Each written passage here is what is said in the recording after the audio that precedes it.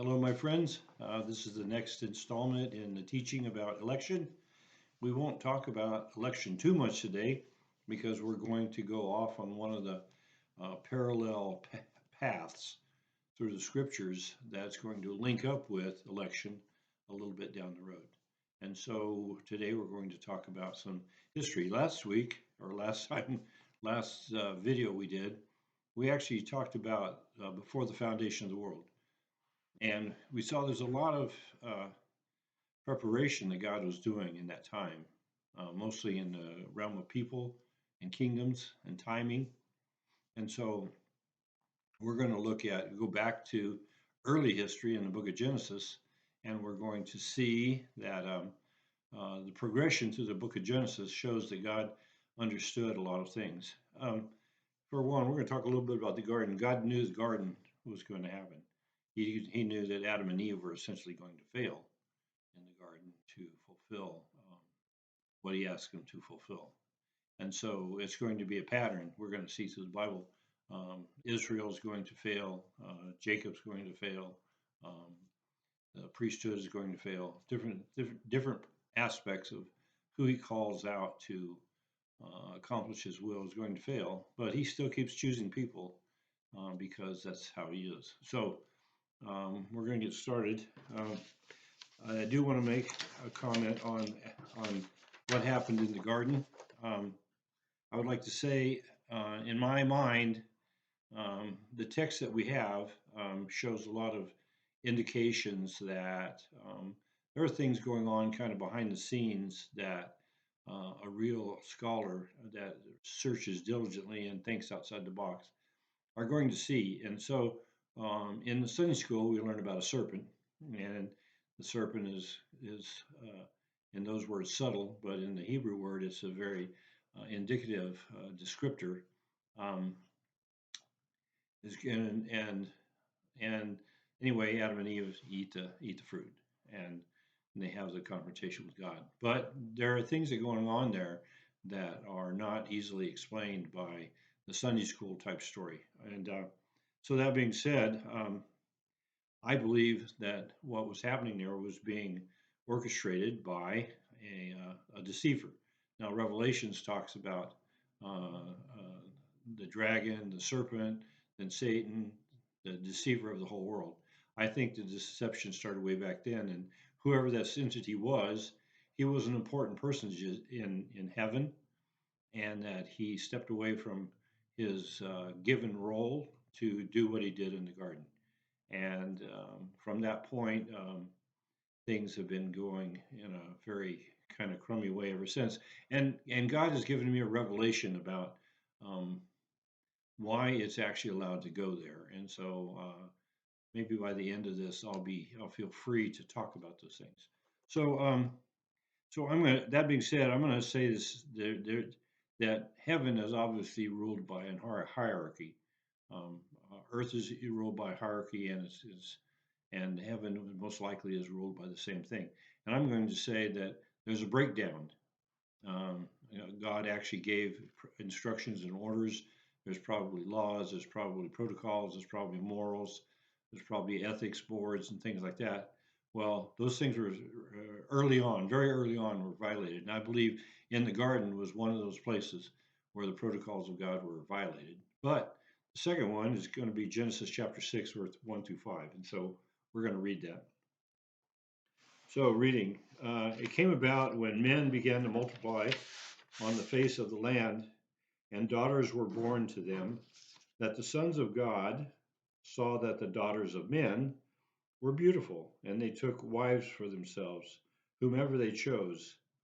Then the Lord said, My spirit shall not strive with man forever, because he also is flesh. Nevertheless, his days shall be 120 years.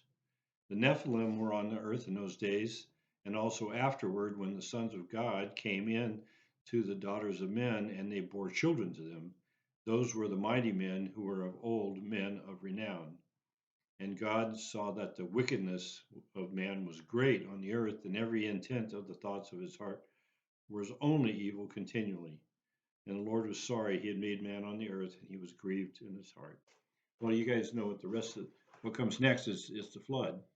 But before the flood, we have this odd thing going on. The sons of God are messing around with the daughters of men, and some people want to mess around with what that really means, but it means what it means, the sons of God, and they aren't the sons of men, or it would have said sons of men, because the daughters were daughters of men.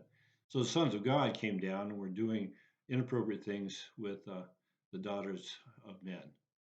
And so we see that as a breakdown. In fact, I'm parallel that with Jude, verse 6, and just see. So in Jude verse 6 it says, "And angels who did not keep their own domain, but abandoned their proper abode, he has kept in eternal bonds under darkness for the judgment of the great day." Well, there we are. So heaven's supposed to be such a wonderful place, but it looks like here it's got a prison or a jail or something like that. And some of the residents there are now chained up for a very long time for a very serious offense. And so heaven, in a sense, should represent orderliness and beauty and justice and things like that. But right here we see that it represents something very much the opposite. And so the reality is, God, however God created it, there's some breakdown going on. There's some things going on that ought not to go on. And so we're going to look at that in relationship to the nations. So we're going to look at, oh, before we go there, we're going to go to Revelation chapter 12, and we're going to see the epitome of the breakdown happening in the heavenly realm. Revelation chapter 12, we're going to look at verses 7 through 9. And there was war in heaven, Michael and his angels waging war with the dragon, and the dragon and his angels waged war. And they were not strong enough, and there was no longer found a place for them in heaven. And that great dragon was thrown down, the serpent of old, who is called the devil and Satan, who deceives the whole world. He was thrown down to the earth, and his angels were thrown down with him. So I from this passage here, I see that this entity called great dragon, called serpent of old, called devil and Satan, that this is who Eve was talking to in the garden. And I believe that her conversation with him, he had a motivation that he knew was going to mess up everything God had planned. And so he went ahead with that plan to mess up what God had planned. And God being over him in heaven, that would be his boss or his creator or what should have been his God, but was otherwise. So, and we're going to go back to verse 4. It says in verse 4, his tail, being a dragon, swept away a third of the stars of heaven and threw them to the earth, and the dragon stood before the woman. So there's a picture there of angels being stars. And those pictures are throughout the Bible of angels and stars being kind of interchangeable or one representing the other. So that's something to keep in your mind. Okay.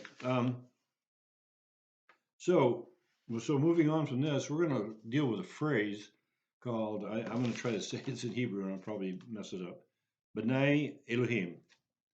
So B'nai Elohim is a phrase, B'nai being sons and Elohim is a God. In chapter 1 of Genesis, the God figure that's in that chapter refers to himself as Elohim. And it's just the title Elohim. And by the time you get to chapter 2, God's referring to himself by a different name, Yahweh Elohim. So he's adding an aspect to the word that tells them that he's somebody different. And in fact, when you get to Abraham, God refers to himself as El Shaddai, and he does not let Abraham know of the word Yahweh. He never talks to Abraham as Yahweh, but you'll see in the writing of the history, Moses will insert that Yahweh spoke to Abraham and introduced himself as El Shaddai, which is another aspect of the God figure that we worship. And so, so that being said, we also have this phrase "sons of God." Okay, we read about that in Genesis chapter 6, verse 1 through 5. We saw that little story. So the sons of God, they pop up in Job, chapter 1, verse 6, and chapter 2, verse 1. And they'll also pop out in Deuteronomy chapter 32, verse 8 and 9. So this little phrase that we see in the Hebrew text um, will be written in the Septuagint, and this will be important for you to know, and I'll explain why, as angels of God. Now, in the Hebrew text, the Hebrews refer to the different people in heaven by different names, by they're naming them different things. Um, Whereas the Greeks, any kind of divine being except God Himself is called an angel. But in the Hebrew, angel is the word messenger, and so when you're looking at Hebrew and you see the word angel, that's a specific divine creature, heavenly creature, spiritual creature who is delivering a message. And there's other creatures up there that aren't delivering messages; they're doing other things. And so, if you were to read the Septuagint, you might say, "Oh, it says sons of God," but in Septuagint it says angels of God. Okay, well, it's because in the Greek they don't do sons of God; they do angels. Angels do everything. In the Septuagint and in the Hebrew, it's sons. So, and that's going to come in handy. That's going to be very indicative because we're going to look deeply at Deuteronomy chapter 32 shortly.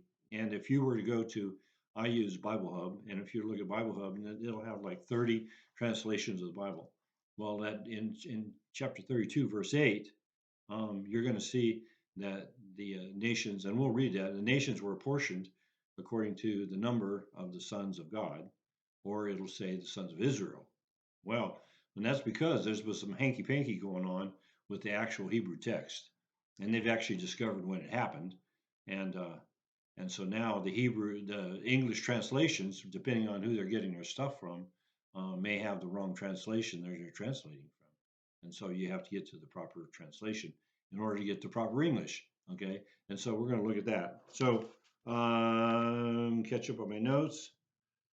So the next thing that's going to happen on the historical line is the creation of the nations. So we're going to go to Genesis chapter 10, and we're going to start looking at that. Genesis chapter 10, starting to read in verse 5. So we've just been discussing the sons of Japheth, and then it concludes with this statement in verse 5. From these, the coastlands of the nations were separated into their lands, every one according to his language, according to their families, and into their nations.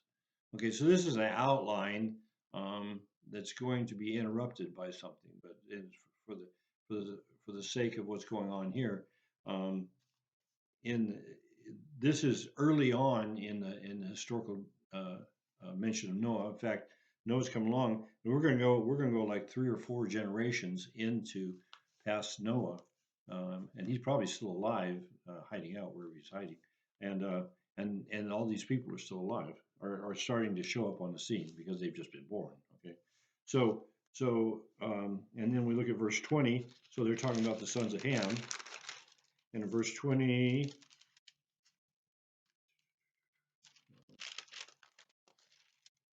Did I write that down right? Oh, here we go.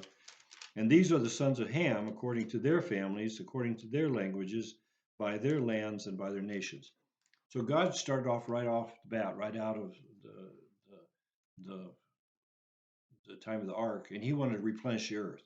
And so He's taking all the children of Ham, Japheth, and Shem, and He's separating them into tribes that will grow into nations. And He's apportioning them land, and he's giving, and it also mentions he's giving them their own distinct language. It's probably more like a dialect at this point. Okay, so these people kind of breaking away, they're picking up different dialects, but they probably can understand each other. And then verse 30 through 31, 32, oh, no, 31. These are the sons of Shem according to their families, according to their languages, by their lands, according to their nations. These are the families of the sons of Noah according to their genealogies by their nations, and out of these nations were separated on the earth after the flood. So at the end of chapter 10, And there's 70 families here. And and that number is going to play out. There's 70 families here that are, are the origin of these families, or the origin of these nations. And that's the plan of God. He had this plan right from the beginning. And and that's what his he was he was remaking the earth after the flood, because he remade it once, and then and Adam and Eve took over, and then their kids, and then it all went south with the introduction of the Nephilim, because they went crazy, and things were unbearable, and so God said, well, we need to start this thing over again, and so wiped it all out, started fresh, and in the starting, he's going to have a thing called the nations, and that's in Genesis chapter 10. Well, Genesis chapter 11, we're going to see how that goes south. Okay, so we're going to read verses 11, 1 through 9. And so the whole earth used the same language and the same words. Now, the dialects hadn't been developed yet. This is right. This is right away. And it came about as they journeyed east, they found a plain in the land of Shinar and settled there. And they said to one another, come, let us make bricks and burn them thoroughly. And they used the brick for stone, they used tar for mortar. And they said, come, let us build for ourselves a city and a tower whose top will reach into the heaven. And let us make for ourselves a name, lest we be scattered abroad over the face of the earth. Now I want to stop here. This is specifically against the Word of God. The Word of God wants uh, the different tribes to turn into different nations, and He wants them to be in their own lands, and He doesn't want them all in one place. Well, this is a an effort by the great deceiver and that great deceiving faction that wants to go against God's will. And so they raise up a person, and this person, oh, we forgot to look at that in the last chapter. His name was Nimrod, and Nimrod became the great empire builder. And so he was the first one to start the great one world order. And he wanted everybody unified under one world order so he could keep control over the whole thing. And there's only one reason for that, is because that's what the enemy wants. Okay. And so, this is starting to happen, and they want the people not to disperse. They want the people to be all in one place. And we're going to look at why. There's a very specific reason why God wants the people dispersed. Okay, so the Lord came down to see the city and the tower which the sons of men have built. And the Lord said, behold, they are one people, and they all have the same language, and this is what they began to do. And now nothing which they purpose to do will be impossible for them. Now he's not talking about the rank and file, he's talking about the leadership. He's talking about leadership and where the leadership is going to lead people. And and and we're going to learn about these sons of God. They're going to be involved in that. I'm very sure that they've gotten together, and this is what they want to do. Okay, that says, "Come, let us go down there and confuse their language, that they may not understand one another's speech." And so the Lord scattered them abroad from there over the face of the whole earth, and they stopped building the city. Therefore, its name was called Babel, because there the Lord confused the language of the whole earth, and from there the Lord scattered them abroad over the face of the whole earth. Okay, we see here that that God's going to accomplish His will as an intervention, because as it was a natural process, if it had been left alone, then it would have happened the way God planned. Okay, now we're going to go to Acts chapter 17. God let us know in the New Testament He had a plan for this, and so we're going to look at that real quick. Acts.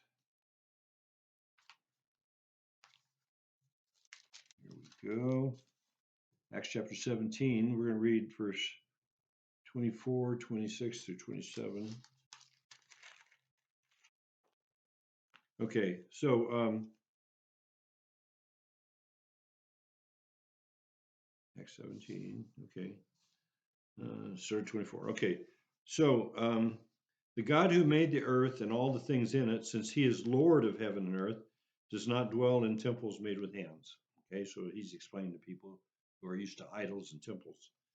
Neither is He served by human hands as though He needed anything, since He Himself gives to all life and breath and all things.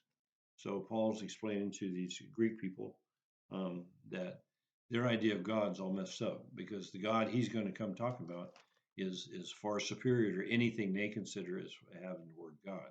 Okay, so this is the unknown God, and He's telling them what He's all about. Okay, and He made from one every nation of mankind to live on all the face of the earth, having determined their appointed times and the boundaries of their habitations. Okay? So they should seek God, if perhaps they might grope for him and find him, though he is not far from each one of us. And so God had an intention for these nations that they were going to have their own little place, their own little realm, and they were going to be left alone. And in that context, they were going to seek God. And mostly, they're going to be maybe farmers, ranchers, miners, be associated with nature. And from Romans chapter 1, we see that nature is a big proclaimer of God. They're going to set out under the stars. And we see from Psalms that the stars are declaring the glory of God. And so they're receiving this input, and God saying, in this context, they are going to seek me. And so this was his plan. The original plan we saw in Genesis chapter 10 was God's plan. And in order to make that happen, he had decided that he was going to allow these, and he was going to give them all a place to live, far enough from each other to be isolated. Their languages would all change. And the natural process, these people were going to seek him. Okay. But it's going to go south. Why? Because of these entities. Well, these entities turn out to be part of that Genesis chapter 6 thing, the Nephilim, and they're later become called Rephaim. They're still on the earth. In fact, turns out that Nimrod is one of them, and probably one of the worst ones. So anyway, so this whole thing is going on, and they're countering the will of God. Okay, so God now goes to Plan B, and he's going to do something pretty amazing. So I'm looking at the time on this video, and I'm going to stop here, and then we're going to take up the video on another one, because this is 22 minutes. Anyway, so it doesn't get too long. So God bless, and think about the things I said, and then get ready to watch the next one.